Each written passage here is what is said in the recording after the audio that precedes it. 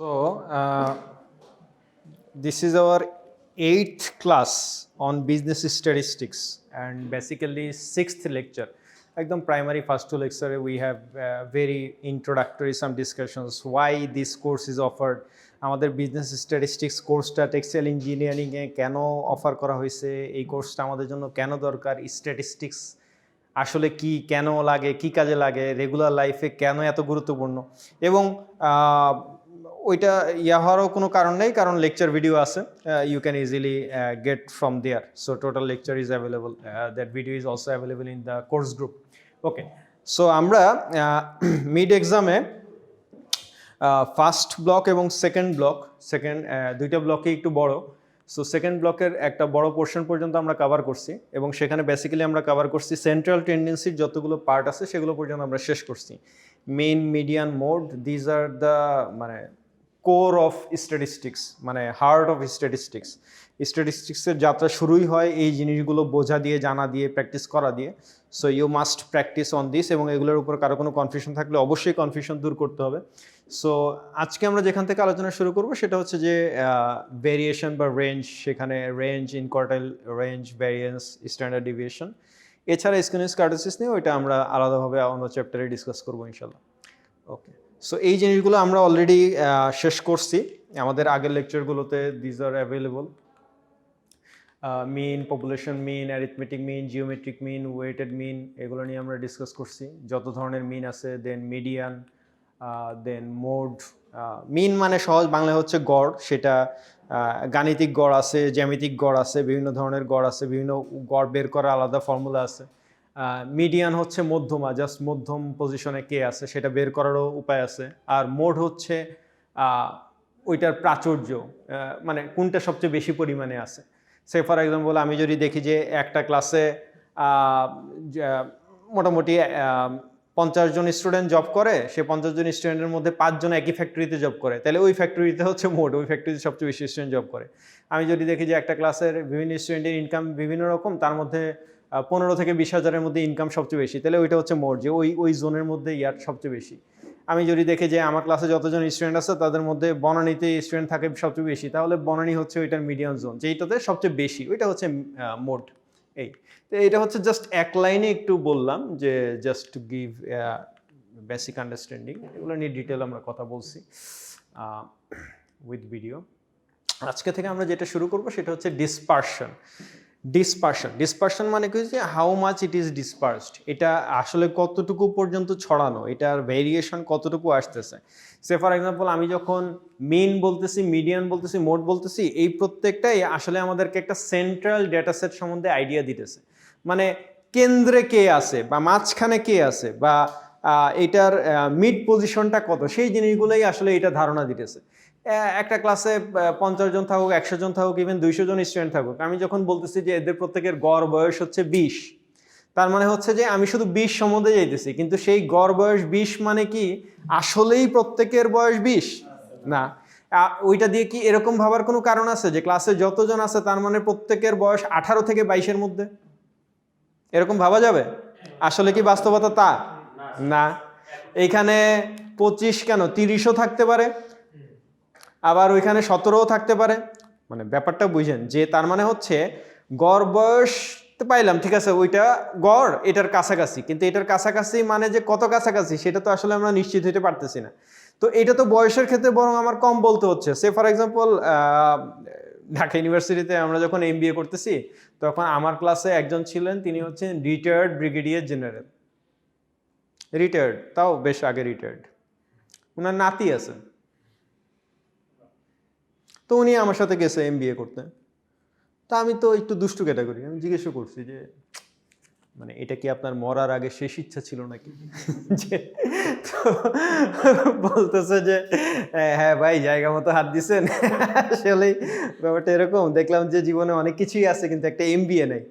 তো ঢাকা ইউনিভার্সিটি থেকে একটা MBA থাকলে মইরেও শান্তি আছে, নাতনিদেরকে বলতে পারবো যে তোর দাদা ঢাকা ইউনিভার্সিটি থেকে MBA আছে. তো এইটা হচ্ছে ব্যাপার আর কি. বহু মানুষের বহু ধরনের প্যাশন থাকে, ইচ্ছা থাকে, শখ থাকে.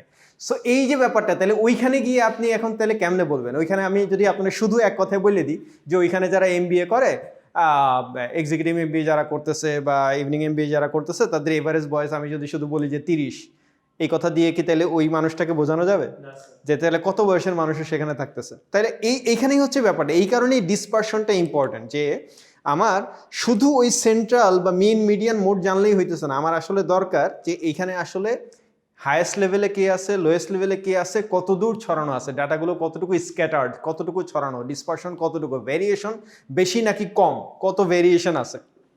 ধরেন আপনি যদি এখন মানুষের মেন্টালিটির কথা চিন্তা করতে যান, মানে মধ্যবিত্ত পরিবারের যারা, তাদেরকে যদি এক কথায় আপনি বলেন মধ্যবিত্ত পরিবারের মানসিকতাও মধ্যবিত্ত টাইপ, এই কথা দিয়ে আপনি কিছু বুঝাইতে পারবেন না? এই কথা দিয়ে কিছু বোঝা যাবে? হ্যাঁ, বোঝার কোনো উপায় আছে? ইভেন মধ্যবিত্ত পরিবার বলতেও যতটুকু বোঝানো যায়, কিন্তু তাদের মানসিকতারে যদি মধ্যবিত্ত টাইপ, ওই টাইপ যদি নির্ধারণ করতে হয়, কোনো টাইপ নির্ধারণ করা যাবে? এত ভেরিয়েশন চলে আসছে এখন, এত ভেরিয়েশন। তাহলে এইখানেই হচ্ছে ব্যাপারটা, যে ভেরিয়েশন যখন খুব বেশি হয়ে যায় তখন আসলে শুধু ওই মিন মিডিয়ান মোড বা সেন্ট্রাল টেন্ডেন্সি দিয়ে বোঝানো যায় না, তখন ডিসপারশন এবং আদার যে কতটুকু স্ক্যাটার ডাটাগুলো সেই জিনিসটা দেখা লাগে। যেমন আমি যদি এইখানে ডাটাটা কি দেখা যাচ্ছে, যে মানে ভেরিয়েশন কি আসলে খুব সবাই কি খুব কাছাকাছি নাকি অনেক বেশি?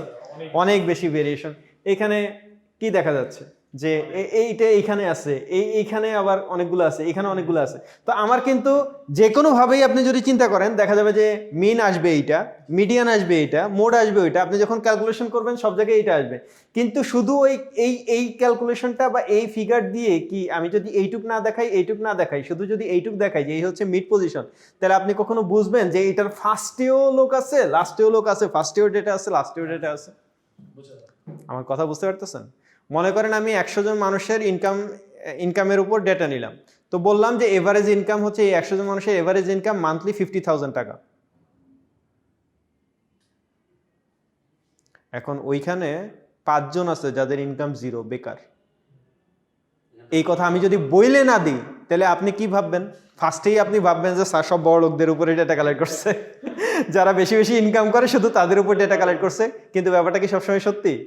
তার মানে আপনাকে জানতে হবে যে আমি আসলে কাদের উপর ডেটা কালেক্ট করছি, কে ছিল, কারা ছিল, দ্যাট ইজ ভেরি ইম্পর্টেন্ট। তার মানে সেখানে 0 স্যালারি ইনকামের ছিল, তারপরেও 50,000 এভারেজ ইনকাম কেন হয়েছে? তার মানে সেখানে তাহলে 5 লাখের লোকও ছিল। কথা ক্লিয়ার? আমরা যদি টেক্সটাইল ইন্ডাস্ট্রির একটা কোম্পানির স্যালারি স্ট্রাকচার করতে যাই, ভেরিয়েশন কম হয় না বেশি হয়? অনেক বেশি হয়। This is the reality. Okay, এই জন্যই এই ভ্যারিয়েন্স বা ডিসপারশনগুলো ইম্পর্টেন্ট। আসেন, ডিসপারশন বের করার অনেকগুলো উপায় আছে। নাম্বার 1, ফার্স্ট কথা হচ্ছে রেঞ্জ, যে কতটুকু পার্থক্য হচ্ছে মিন ভ্যালু থেকে, মিডিয়ান পজিশন থেকে বা মধ্য পজিশন থেকে, আমি যেটাকে গড় বলতেছি, সেই গড় থেকে কত দূরে আছে, কত বেশি দূরত্বে আছে, কত বেশি পার্থক্য হচ্ছে, এটা হচ্ছে একটা। দেন মিন ডেভিয়েশন বের করা। মিন ডেভিয়েশন বের করার সহজ উপায় হচ্ছে যে আমার প্রত্যেকটা ভ্যালু, গড় ভ্যালু থেকে যতটুকু দূরত্বে আছে সেটাকে যদি আমি টোটাল নাম্বার অফ অবজারভেশন দিয়ে ভাগ দিই তাহলে মিন ডেভিয়েশন পাওয়া যায়, এবং এই জিনিসগুলো সবসময় লাগবে।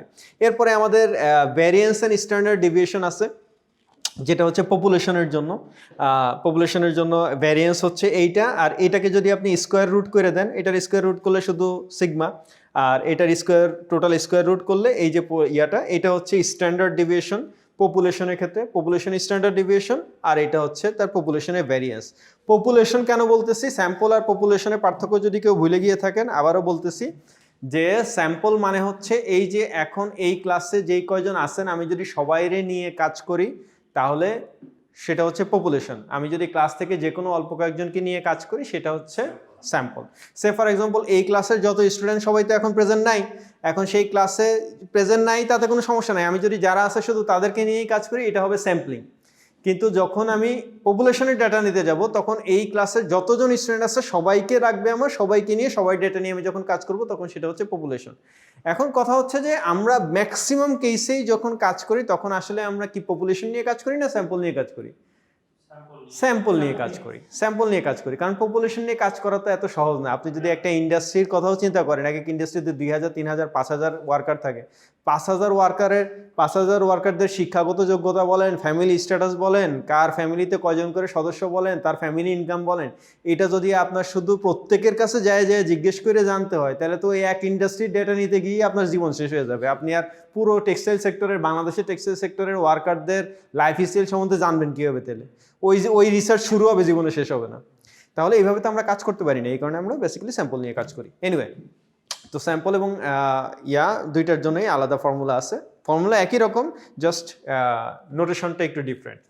সো যেটা বললাম যে ভ্যারিয়েন্সের ক্ষেত্রে এই হচ্ছে সিগমা স্কোয়ার, স্ট্যান্ডার্ড ডেভিয়েশনের ক্ষেত্রে সিগমা, গ্রুপ ডেটার ক্ষেত্রেও এবং ইয়ার ক্ষেত্রেও মোটামুটি একই রকম আর স্যাম্পলের ক্ষেত্রে আমরা জাস্ট ডেটাটা একটু চেঞ্জ হয়, যেটা আমরা একটু পরে দেখব। বিষয়টাকে যদি আমরা একটু সহজে এখনই বলে দিই, সে ফর এক্সাম্পল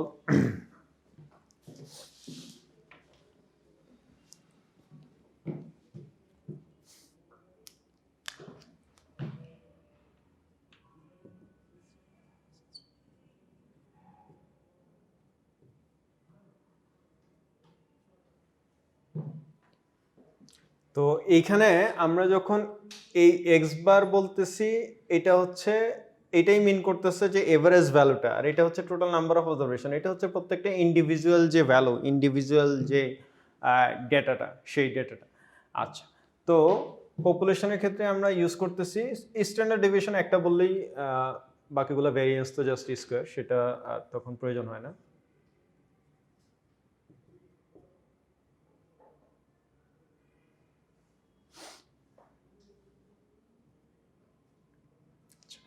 এইটা আমি যদি স্যাম্পল হয়, স্যাম্পলের ক্ষেত্রে এটার হয় এই এক্স বার, এবং তখন এটার ভ্যালু হয় এস। এটা হচ্ছে স্যাম্পলের ক্ষেত্রে। আর পপুলেশনের ক্ষেত্রে এই ভ্যালুটাই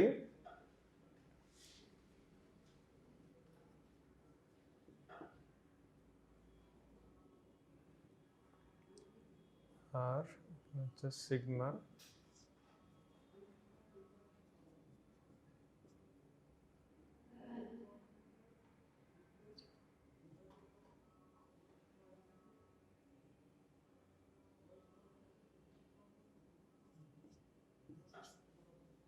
এই তার মানে মূল যে জিনিসটা মনে রাখতে হবে সেটা হচ্ছে, আমার স্যাম্পলের ক্ষেত্রে এটা নোটেশন হচ্ছে এইটা, পপুলেশনের ক্ষেত্রে গড় বা এভারেজ ভ্যালু নোটেশন হচ্ছে এইটা।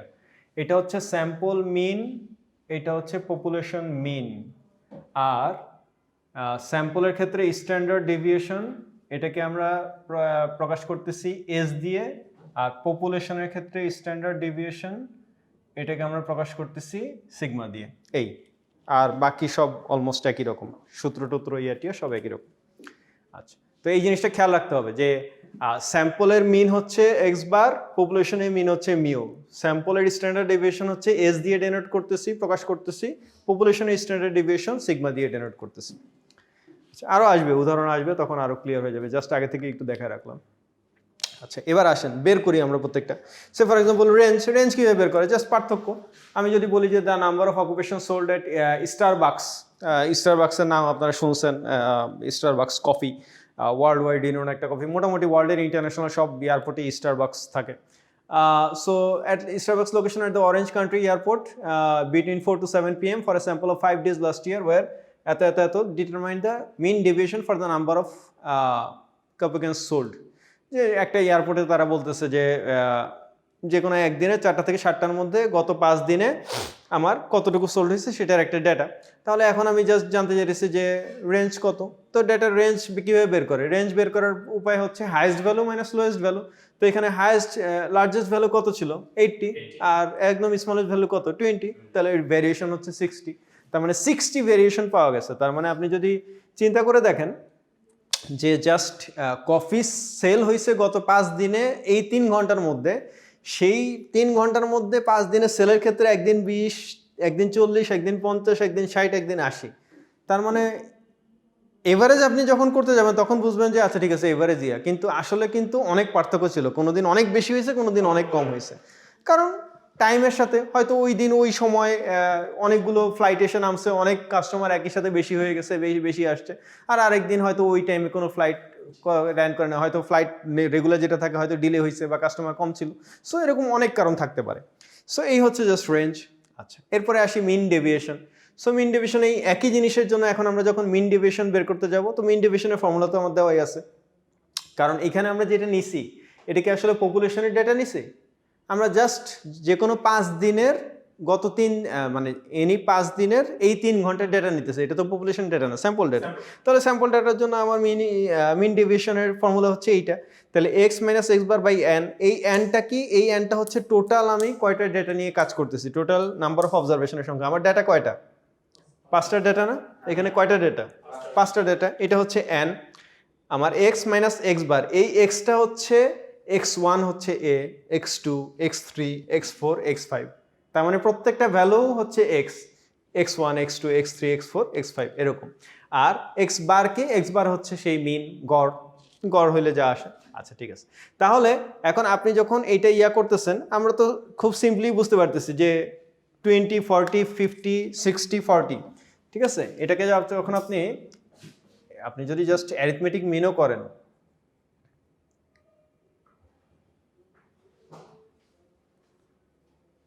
5 অটোমেটিক্যালি কত আসে?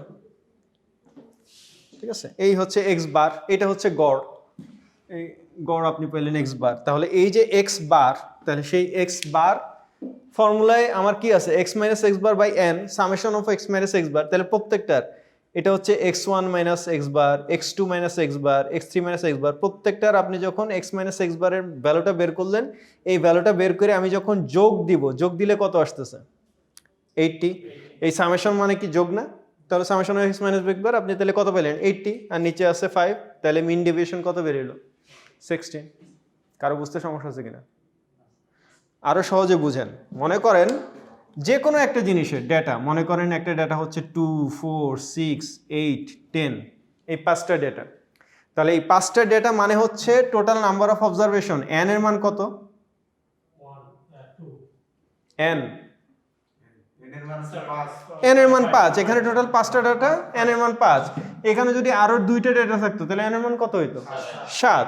আচ্ছা ঠিক আছে, তাহলে আমার ফর্মুলা হচ্ছে x minus x bar by n, এটা হচ্ছে জাস্ট মিন ডেভিয়েশনের ফর্মুলা। আচ্ছা ঠিক আছে, তো আমার এই যে এই এক্স, এটা কত? এটা হচ্ছে x1, এটা 2, এটা 3, এটা 4, এটা 5, এটা 6, এটা 7। কারণ এই x minus x bar, x মানে এটা হচ্ছে যত নাম্বার, যেই ডাটাটা আমি কাজ করতেছি এটা হচ্ছে সেই ডাটাটা, আর x বার কত? গড় যেটা সেটা। তাহলে আপনি প্রত্যেকটার যখন এই সামেশন বের করতে হইলে আগে আপনার কি বের করতে হবে? প্রত্যেকটার রেঞ্জ, প্রত্যেকটার ওই ইন্ডিভিজুয়াল ওই ডেটার সাথে যে পার্থক্য। এখন আপনার গড়, ফর এক্সাম্পল গড় যদি হয় 9, তাহলে আপনার প্রথমটার জন্য ভ্যালু আসবে -7, পরেরটার জন্য ভ্যালু আসবে -5, পরেরটার জন্য ভ্যালু আসবে -3, তারপরেরটার জন্য আসবে -1, পরেরটার জন্য আসবে +1, +3, +5, এরকম না? তাহলে এই সবগুলোকে আপনি যখন যোগ দিবেন তখনই আপনি পাইতেছেন সামেশন এক্স মাইনাস এক্স বারের মান। এটাকে যখন এন দিয়ে ভাগ দিবেন তখন আপনি পাইতেছেন মিন ডেভিয়েশন। ক্লিয়ার কথা? ওকে, এরপরে আসেন ভ্যারিয়েন্স। যে এই যে পার্থক্যটা, এই যেটা পাইলাম আমি, সেটাকেই যদি আপনি স্কোয়ার করে দেন তাহলেই সেটা হবে ভ্যারিয়েন্স, আর স্কোয়ার রুট করে দিলে সেটা হচ্ছে স্ট্যান্ডার্ড ডেভিয়েশন।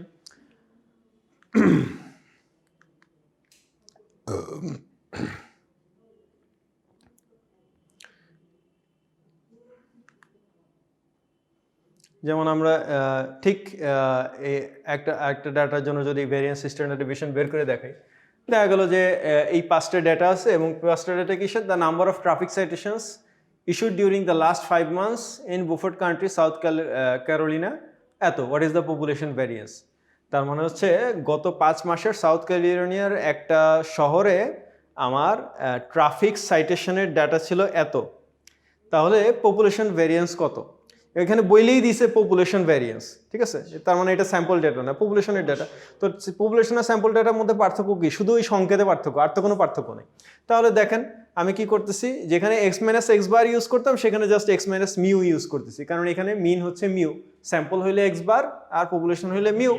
তো একই কথা, তো এইখানে এক্স, এই যে পাঁচটা ডেটার আমি সাম টোটাল বের করলাম, তারপরে সেটার মিউ, সেই মিউর সাথে আমি বের করলাম যে প্রত্যেকটা ডিফারেন্স বের করে এটাকে স্কোয়ার করলাম, তাহলে mu equal to summation x by n. আপনি যখন এই সামেশন এক্স মানে মিউটা কীভাবে বের করলাম, এই যে টোটালটা যোগ করেন, টোটালটা যোগ করে ওই যে একটু আগে যেটা যে কাজটা করছি, এই কাজটা কীভাবে বের করছি, এইখানে এটা কি summation of x by n না, এই যে এখানে যে কাজটা করছি, তো এটা ছিল x bar summation x by n, আবার যখন মিউ নিয়ে কাজ করবো সেটাও তো সামেশন এক্স বাই এন, ঠিক আছে। তো এই হচ্ছে আমরা জাস্ট অ্যারিথমেটিক মিন, এটাকে যখন এন দিয়ে ভাগ দিব, 5 দিয়ে ভাগ দিব, সাথে সাথে পেয়ে যেতেছি মিউ এর ডাটা, সেই মিউ ইকুয়াল টু আপনি এখন ফর্মুলায় বসায় দেন যে summation x minus mu whole square by n, তাহলে সিগমা স্কোয়ার হচ্ছে এত। সিগমা স্কোয়ার যখন আমি বের করতেছি সেটার মান কি বেরোতেছে, এটা কি ভ্যারিয়েন্স না standard deviation? Sigma square variance, আর যখন শুধু সিগমা বের করব তখন স্ট্যান্ডার্ড ডেভিয়েশন, বাস। তো সিগমা স্কোয়ার বের করলে সিগমা বের করা যায় না, আবার সিগমা বের করলে সিগমা স্কোয়ার বের করা যায় না, তো একই জিনিস, জাস্ট ম্যাথমেটিক্সের ব্যাপার। তাহলে ভ্যারিয়েন্স বের করলাম, একই সাথে স্ট্যান্ডার্ড ডেভিয়েশন বের করা যায়। একই রকম আরেকটা অঙ্ক যেখানে বলে দিতেছে স্যাম্পল ভ্যারিয়েন্স, আগে বলে দিছে পপুলেশন, এখানে বলে দিছে স্যাম্পল, তার মানে একই জিনিস, শুধু নোটেশনটা আমি যেই ডেনোশনটা করতেছি, প্রকাশটা করতেছি সেখানে। তো স্যাম্পল ভ্যারিয়েন্স এটা কি দিয়ে প্রকাশ করতেছি, এস দিয়ে, ওই যে ওইখানে তখন করছিলাম মিউ দিয়ে, এখন করতে হবে এক্স বার দিয়ে, ওইখানে করছি সিগমা দিয়ে, এখন করব এস দিয়ে। তাহলে standard deviation S equal to summation x minus x bar whole square by n minus one. এইখানে আবার এন মাইনাস ওয়ান আছে, কারণ স্যাম্পলের কথা বলে দেওয়া আছে। যখন পপুলেশন থাকবে তখন হচ্ছে এন বা ক্যাপিটাল এন, আর যখন স্যাম্পল ভ্যারিয়েন্সের কথা বলে দেওয়া থাকবে তখন ফর্মুলাটা হচ্ছে এন মাইনাস ওয়ান। তো একই জিনিস, সেই x minus x bar whole square, just n minus one দেন, সাথে সাথে হয়ে গেল 10। জাস্ট ম্যাথমেটিক্স বসে দিলেই হয়ে গেল, আর কোনো ব্যাপার নেই। আচ্ছা, এখানে ছোট্ট একটা থিওরি আছে, সেটা হচ্ছে মানে থিওরি কি ফর্মুলা আর কি, ম্যাথমেটিক্সের মতোই। সেটা হচ্ছে বলতেছে যে আমার যে কোনো সেট অফ অবজারভেশন, তাকে যদি বলা হয় যে সে এতটুকুর মধ্যে বা এই রেঞ্জের মধ্যেই কতটুকু আছে, যেমন যদি বলা হয় যে for any set of observation, sample হোক বা পপুলেশন হোক, যাই হোক না কেন, the proportion of the values that lie within K standard of deviation, মানে আমাকে যদি বলে যে এতর মধ্যে কতটা আছে, পপুলেশন হোক, ভ্যারিয়েন্স হোক, স্ট্যান্ডার্ড ডেভিয়েশন হোক, এতর মধ্যে কতটা আছে, তাহলে সেটাকে বের করতে হলে আমার 1 মাইনাস 1 বাই কে স্কোয়ার, এই ফর্মুলাতে যাইতে হবে, where k is any constant greater than 1, যেখানে কে এর ভ্যালু হইতে হবে 1 এর চেয়ে বড় যে কোনো ভ্যালু। কীরকম অঙ্কটার দিকে তাকাই আমরা, বলতেছে যে the arithmetic mean by weekly amount contributed by the Dupree paint employees, যে একটা পেইন্ট কোম্পানির এমপ্লয়িজদের প্রতি 2 সপ্তাহের তারা যেই কন্ট্রিবিউট করে, সেটার যদি অ্যারিথমেটিক মিনটা আমরা বের করি, এবং সেখান থেকে to the companies profit sharing plan হচ্ছে $51.54, and the standard deviation is $7.51. At least what % of the contributions lie within plus 3.5 standard deviation and minus 3.5 standard deviation of the mean? এই যে দেখেন, খেয়াল করেন, এইখানে যেটা বলে দিছে সেটা হচ্ছে যে আমি জানতে চাইতেছি যে আমার কত পার্সেন্ট কন্ট্রিবিউশন আছে within plus 3.5 standard deviation and minus 3.5 standard deviation. তার মানে আমি জানতে চাইতেছি যে এই প্লাস 3.5 সিগমা থেকে মাইনাস 3.5 সিগমা এতটুকুর মধ্যে কন্ট্রিবিউশন কতটুকু আছে এই স্ট্যান্ডার্ড ডেভিয়েশন, এই রেঞ্জের মধ্যে আমি জানতে চাইতেছি। যখনই এই রেঞ্জের মধ্যে জানতে চাইতেছি, তার মানে এই যে ভ্যালুটা 3.5, এটা আসলে কিসের ভ্যালু? কে। কারণ একটু আগে বললাম যে যখনই আমি একটা নির্দিষ্ট রেঞ্জের মধ্যে জানতে যাব যে কে সেটের মধ্যে কতটুকু আছে, কে রেঞ্জের মধ্যে কতটুকু আছে, তখনই ফর্মুলা হচ্ছে 1 মাইনাস 1 বাই কে স্কোয়ার। তাহলে জাস্ট বের করে ফেলেন। এবং এই যে কে এর ভ্যালুটা যখন বললো 3.5, তাহলে এটা কি 1 এর চেয়ে বেশি না? তাহলে এই ফর্মুলার জন্য ঠিক আছে না? কারণ 1 মাইনাস 1 বাই কে স্কোয়ার, কে এর ভ্যালু যদি 1 এর চেয়ে ছোট হয়, তাহলে এই জায়গার অবস্থা কি হবে? তাহলে তো ফর্মুলা ভ্যালিড হইল না। সো এই কারণে এটা জাস্ট ছোট্ট একটা সূত্র, যেটাকে বলা হয় আমরা শেভিস থিওরাম।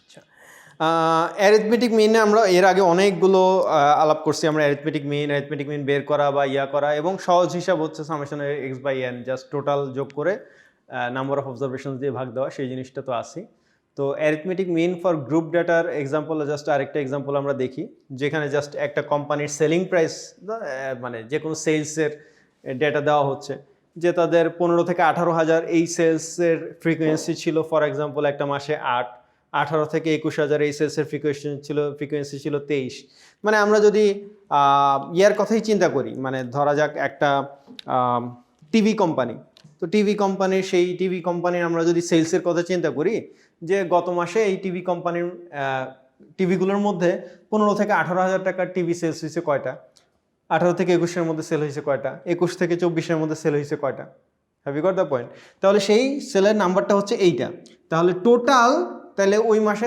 টোটাল কয়টা সেল হয়েছে কয়টা 80টা তার মধ্যে এক একটা তো এক এক দামের টিভি মানে আমি যদি এখন শুধু চিন্তা করি যে 80টা টিভি সেল হয়েছে 80টা টিভি সেল হয়েছে আমি যদি শুধু এইভাবে কি বলার উপায় আছে যে প্রত্যেকটাতে আমার 500 টাকা করে লাভ আছে তাহলে 80টা টিভি সেল হয়েছে এরকম আসলে কি ব্যাপারটা এরকম না যেইটা প্রাইস অনুযায়ী এক একটা প্রাইসের টিভির ক্ষেত্রে সেলের প্রাইস এক এক রকম হয়েছে এমনকি একই প্রাইসের টিভিও তো আমি সব কাস্টমারের কাছে একই প্রাইসে হয়তো সেল দিইনি সো ওই জায়গার ক্ষেত্রে হয়তো ভেরিয়েশন আছে তাহলে সেই জায়গায় এই ডাটাটা এগুলোকে আমরা বলি গ্রুপ ডাটা কি কারণে একটা ডাটা আমি যখন বলতেছি যে আমি সেল দিছি 20,000-এ আমি যদি শুধু বলতাম যে 20,000 টাকার টিভি সেল হয়েছে এতটা 30,000-এ সেল হয়েছে এতটা তাহলে এগুলো হচ্ছে আনগ্রুপড ডাটা যে প্রত্যেকটা ডাটা ইন্ডিভিজুয়াল একটা করে ডাটা কিন্তু এইখানে আমি কি বলতেছি 15 থেকে 18,000-এর মধ্যে এতগুলো 18 থেকে এত হাজারের মধ্যে এতগুলো এত থেকে এত হাজার আমি যদি বলি যে সে ফর এক্সাম্পল এখানে আমার স্টুডেন্টদের মধ্যে ওই যে যখন বলতেছি যে 15 থেকে 20,000 রেঞ্জের ইনকাম রেঞ্জের স্টুডেন্ট এতজন 20 থেকে 25,000 স্টুডেন্ট রেঞ্জের এতজন তখন আমি তো গ্রুপ ওয়াইজ বলতেছি যে এই গ্রুপের মধ্যে এতজন এই গ্রুপের মধ্যে এতজন তখন এইটা হচ্ছে সেই ব্যাপারটা আর কি তো এরকম হইলে তো সিম্পল ব্যাপার আমাদের গ্রুপ ডেটা বের করার যে ফর্মুলা যে summation of f x by n বা এফ এম বাই এন যেটাই বলা হোক না কেন তো সেখানে আমরা যেটা বের করতেছি যে এই প্রত্যেকটা হচ্ছে ফ্রিকোয়েন্সি টোটাল যে নাম্বার অফ অবজারভেশন সেটা হচ্ছে 80 কিসের মান এই যে এন এর মান ঠিক আছে এই যে ফ্রিকোয়েন্সি এটা হচ্ছে এফ এর মান F1 F2 এরকম প্রত্যেকটা ফ্রিকোয়েন্সির মান আবার এই প্রত্যেকটার যে mid value mid point say for example আমি যখন 15 থেকে 18,000 পর্যন্ত বলতেছি 15 থেকে 18 এইটার মিড পয়েন্টটা কত 16.5 আমি যখন 27 থেকে 30 বলতেছি এটা মিড পয়েন্টটা কত 28.5 এটাকে আমরা বলতেছি এম মিড পয়েন্টগুলা তাহলে এই যে এফ এম এইটা হচ্ছে F1 M1 F2 M2 এটাকে আমি যদি গুণ দিই তাহলে F1 M1 F2 M2 F3 M3 কারণ আমার কি বের করা লাগবে FM বের করা লাগবে কেন FM বের করা লাগবে সূত্রটা কি summation of FM by n তো ঠিক একই রকম ভাবে আমি প্রত্যেকটা যখন F1 M1 plus F2 M2 এভাবে যখন বের করে যোগ দিলে summation of FM by n পেয়ে গেলাম জাস্ট বের করা মানে এই ফর্মুলাটাকে আপনি ইজিলি এভাবে মনে রাখতে পারেন যখনই আমরা বলতেছি যে সামেশন অফ এফ আসলে এটার মানে কি এটার মানে F1 plus F2 plus F3 plus Fn পর্যন্ত না আমি যখন বলতেছি সামেশন অফ এক্স তার মানে এটার মানে কি x1 প্লাস x2 এভাবে xn পর্যন্ত না আমি যখন বলতেছি সামেশন অফ fx তার মানে এটার মানে কি F1 x1 plus F2 x2 plus এরকম না কথা ক্লিয়ার আমি যখন বলতেছি summation of fm by n তার মানে আমার আসলে এইটা বের করার আগে এইটা সাথে ভাগ দেওয়ার আগে এইটা বের করতে হবে এইটা বের করতে হলে আমার কি করতে হবে F1 M1 plus F2 M2 এরকম সব বের করে তারপরে ইয়ে করতে হবে না এই হচ্ছে বিষয়টা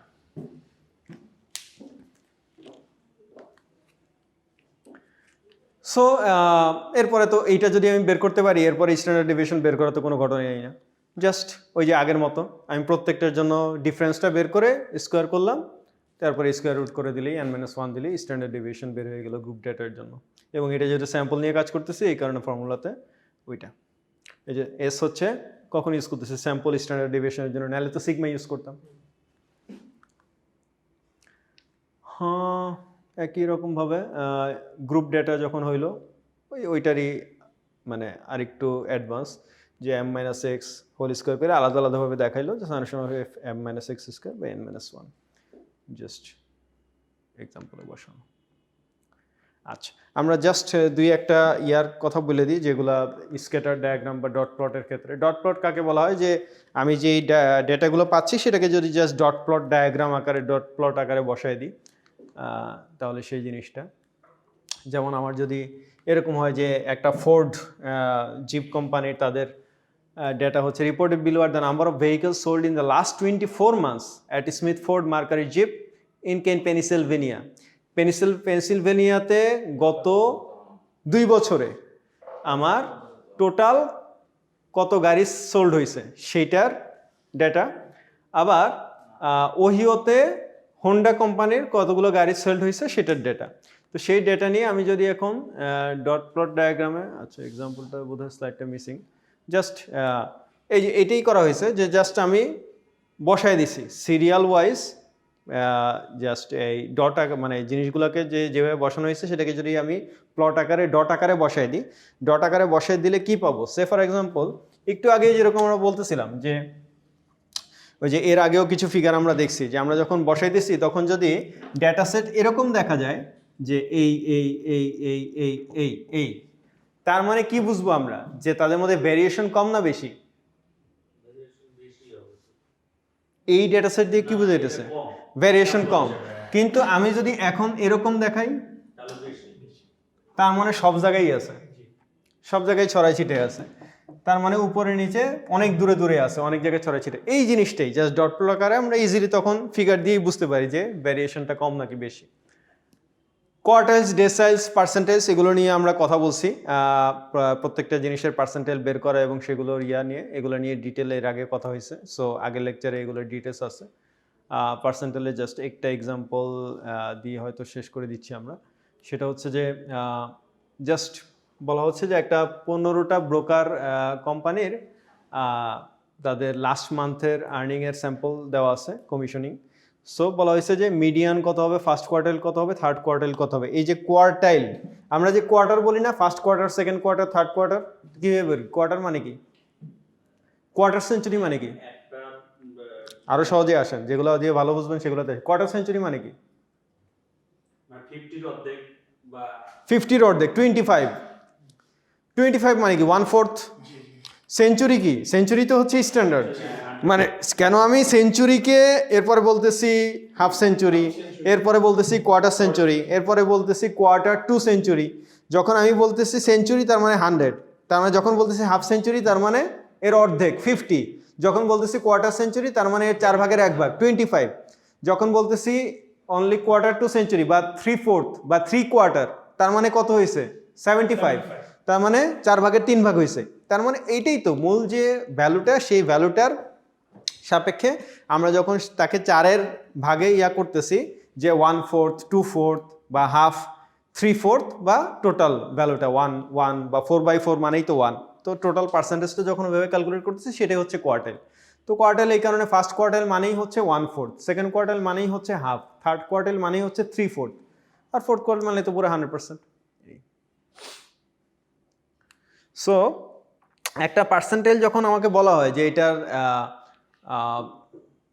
1 ফার্স্ট কোয়ার্টাইল বের করো বা 3 থার্ড কোয়ার্টাইল বের করো, তো ফার্স্ট কোয়ার্টাইল মানে কি? 25, থার্ড কোয়ার্টাইল মানে কি? 75, কারণ পুরো ভ্যালুটা তো হচ্ছে 100। হাফ সেঞ্চুরি বা হাফ মানে হচ্ছে, বা সেকেন্ড কোয়ার্টাইল মানে কি? অর্ধেক, 50। ঠিক আছে, তো এটার ফর্মুলাই হচ্ছে জাস্ট এই ফর্মুলায় বসাই দিলেই কাজ শেষ। সেই ফর্মুলায় কি? এই পি মানেই হচ্ছে পার্সেন্টাইল, কত পার্সেন্টাইলের কথা বলা হচ্ছে। যখন আমাকে ফার্স্ট কোয়ার্টাইল বা ফার্স্ট 25 পার্সেন্টাইলের কথা বলা হচ্ছে তার মানে 25, যখন হাফ পার্সেন্টাইল বা সেকেন্ড কোয়ার্টাইলের কথা বলা হচ্ছে তার মানে ভ্যালু 50, যখন থার্ড কোয়ার্টাইলে বলা হচ্ছে তার মানে ভ্যালু 75। এই আর এন তো হচ্ছে যে টোটাল যে ভ্যালু, টোটাল যে কয়টা ডেটা থাকবে সেই কয়টা ডেটা। তার মানে এখানে ডেটা ছিল 15টা, তাহলে সূত্রে শুধু বসাই দিই n+1 মানে 15+1। ফার্স্ট কোয়ার্টাইল যখন বলতেছে 25, যখন থার্ড কোয়ার্টাইল বলতেছে 75, যদি সেকেন্ড কোয়ার্টাইল বলে তার মানে 50। ব্যাস, সহজ হিসাব, ফর্মুলায় বসে দিলেই কাজ শেষ কেলাপথে। জাস্ট আমরা একটা ভিডিও দেখি।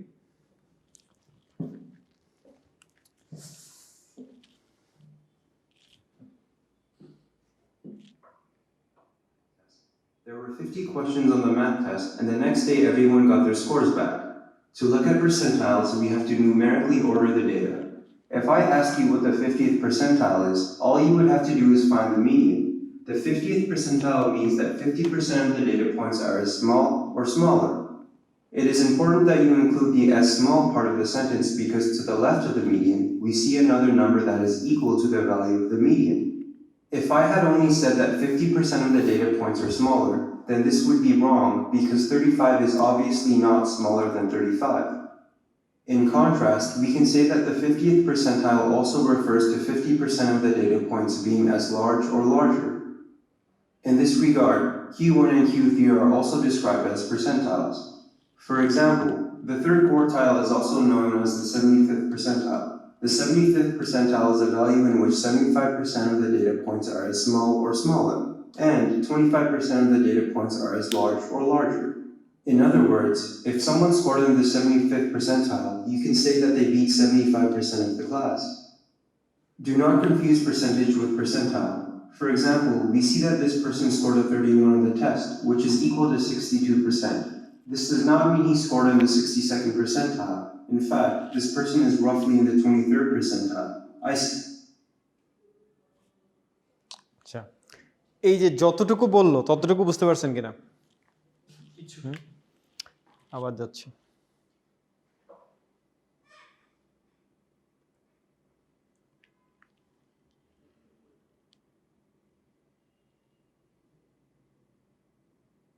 What's a percentile? A percentile describes the percentage of data values that fall at or below another data value.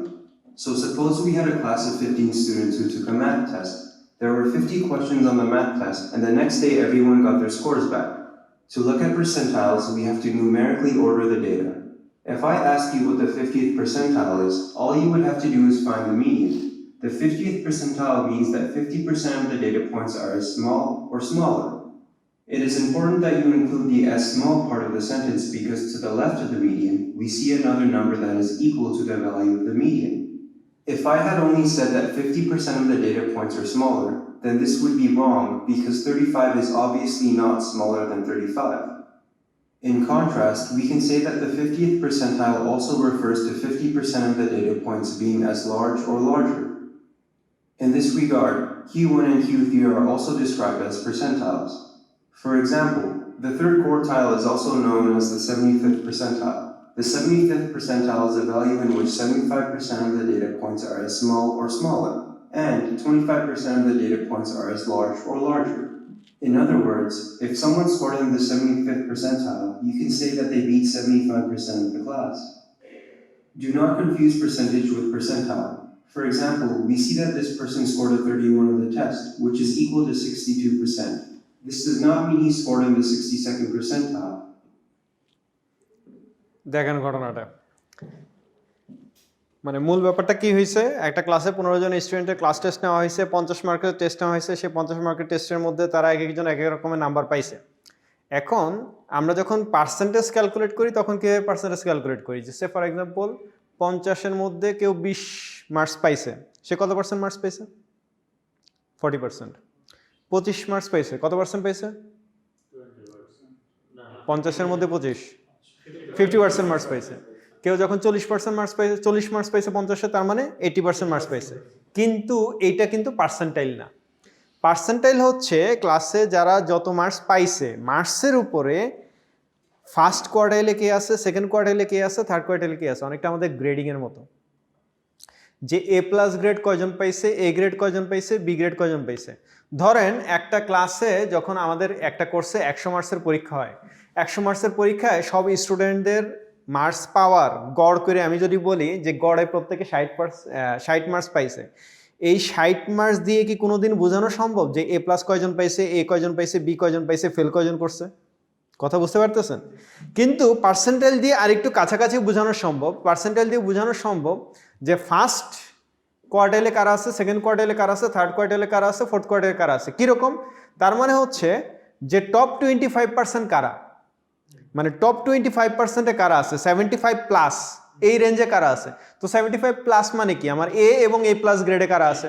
এরপরে 50 থেকে 75 এই রেঞ্জে কারা আছে, তার মানে ওই গ্রেডগুলোতে কারা আছে, আবার 25 থেকে 50 এই রেঞ্জে কারা আছে, এই রেঞ্জে কারা আছে। তার মানে পার্সেন্টেজ আর পার্সেন্টাইল, তার মানে প্রথম কথা হচ্ছে কোনোভাবেই এক কথা না, কারণ পার্সেন্টাইল বের করার ফর্মুলা কি আমরা পার্সেন্টেজ দিয়ে বের করছি না, আমরা কীভাবে বের করছি n+1 × p/n, এই ফর্মুলা দিয়ে আমরা বের করছি। এবং একই সাথে এইটার যেমন আমরা এইটার দিকে যখন তাকাই তখন দেখা যাইতেছে যে এটার মিডিয়ান ভ্যালুটা হচ্ছে 35। তো সেইখান থেকে আমরা যখন ভ্যালু ওয়াইজ চিন্তা করতেছি তখন চিন্তা করতেছি যে সে ফর এক্সাম্পল যেই ছেলেটা 36 পাইছে বা 38 পাইছে, মানে প্রত্যেকের এদিকের প্রত্যেকের মার্কস কিন্তু খুব কাছাকাছি, কিন্তু তারপরেও দেখা যাইতেছে যে সে মোটামুটি ফার্স্ট কোয়ার্টাইলে চলে আসছে 75%কে বিট করে। কিন্তু আমি যদি পার্সেন্টেজের ক্যালকুলেশন আসতাম তাহলে কোনোভাবেই ওইটা দিয়ে বোঝানো যেতে না সে আসলে কতজনের চেয়ে বেশি পাইছে কতজনের চেয়ে কম পাইছে।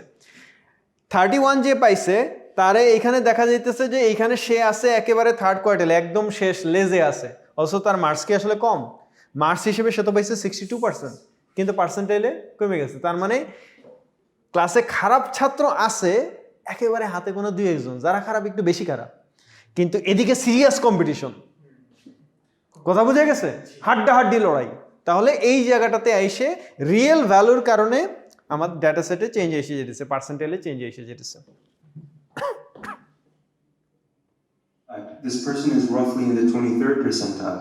I say roughly because there are many ways you can calculate their percentile of a dataset and you can yield different answers.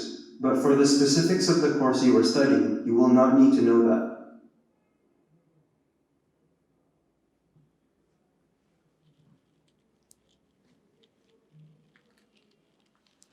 Okay, just আমরা লাস্ট একটা প্রবলেম দিয়ে শেষ করে দিচ্ছি। সেটা হচ্ছে sample of the funds deposited in a bank following accounts presented in thousands. বলা হয়েছে ফ্রিকোয়েন্সি ডিস্ট্রিবিউশন বের করো, mean median mode standard deviation বের করো, এই করো। তো এগুলো সব এর আগে আছে, জাস্ট একটা মানে টোটাল স্যাম্পল হিসেবে ফাইনাল লেকচার শিটের কমপ্লিশন হিসেবে। যে ফ্রিকোয়েন্সি ডিস্ট্রিবিউশন ফার্স্টে আমাদের সাজাইতে হয়, যে টেবিলটাকে আমাদের ছোট ভ্যালু থেকে বড় ভ্যালু পর্যন্ত এই অর্ডার ওয়াইজ সাজায়, তারপরে কোনটা কোন ফ্রিকোয়েন্সিতে পড়তেছে আমরা বিভিন্ন ক্লাস ইন্টারভেলে ভাগ করি। সেই ক্লাস ইন্টারভেল আমাদের যদি টোটাল এইখানে 6 ক্লাস ইন্টারভেলে ভাগ করলাম, 0 থেকে 50, 50 থেকে 100, এরকম 250 থেকে 300, কারণ আমরা দেখলাম যে এইখানে ডেটা 300-এর বেশি কোনোটাই নাই এবং 0-র চেয়ে কম কোনোটাই নেই। তাহলে 0 থেকে 300-এর মধ্যে আমরা যদি 50 করে ক্লাস ডিভাইড করি তাহলে সবগুলো এখানে পেয়ে যেতেছি। তাহলে 0 থেকে 50-এর মধ্যে আমাদের 3টে ডেটা আছে, 50 থেকে 100-এর মধ্যে 8টা ডেটা আছে, এবং এই 0 থেকে 50-এর মিড ভ্যালু হচ্ছে 25, এটার মিড ভ্যালু হচ্ছে 75। এইভাবে মিড ভ্যালু ওই যে FM ওই ক্যালকুলেশন নেওয়ার জন্য আমরা ওইভাবে বের করতেছি। কিউমুলেটিভ ফ্রিকোয়েন্সি হচ্ছে জাস্ট ফ্রিকোয়েন্সির যোগফল। 3 এর আগে তো কিছু নাই, তাহলে এটা যোগফল 3ই, কিন্তু এখানে 3 + 8 11, এখানে 11 + 16 27, এখানে 16 + 12, মানে যোগ হয়ে হয়ে নামা cumulative frequency. Relative frequency cumulative relative frequency, হ্যাঁ ট্যালির মতো, যে কিউমুলেটিভ রিলেটিভ ফ্রিকোয়েন্সি জাস্ট যোগ হয়ে হয়ে নামা। এরপরে আমরা জাস্ট বসাই দিলাম, মিড ভ্যালু বের করলাম, এফ বের করলাম, এফএক্স জাস্ট আমি যখন গুণ দিব তখনই তো এফএক্স এক্স মাইনাস মিউ, আমি মিউর ভ্যালুর সাথে মিউ বের করে নিলাম, মিউর ভ্যালুর সাথে যখন প্রত্যেকটার সাথে বিয়োগ করলাম এটার ডিফারেন্সটা পেয়ে গেলাম। এরপর x minus mu minus whole square, ওইখান থেকে আমরা মিউ তো পেয়ে গেলাম যখন মিউর ভ্যালু দিয়েই হচ্ছে 149। এরপরে ভ্যারিয়েন্সের ফর্মুলা বসাইলে ভ্যারিয়েন্স পেলাম, স্ট্যান্ডার্ড ডেভিয়েশনের ফর্মুলা বসাইলে স্ট্যান্ডার্ড ডেভিয়েশন পেয়ে গেলাম।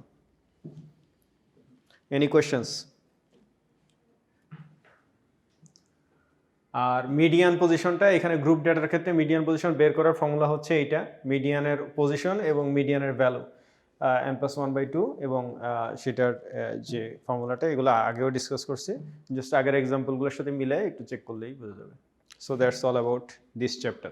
আমাদের এই চ্যাপ্টারটার এই অংশটুকু বাকি ছিল, এটা শেষ করে দিলাম। কারো কোনো কোয়েশ্চেন আছে কিনা?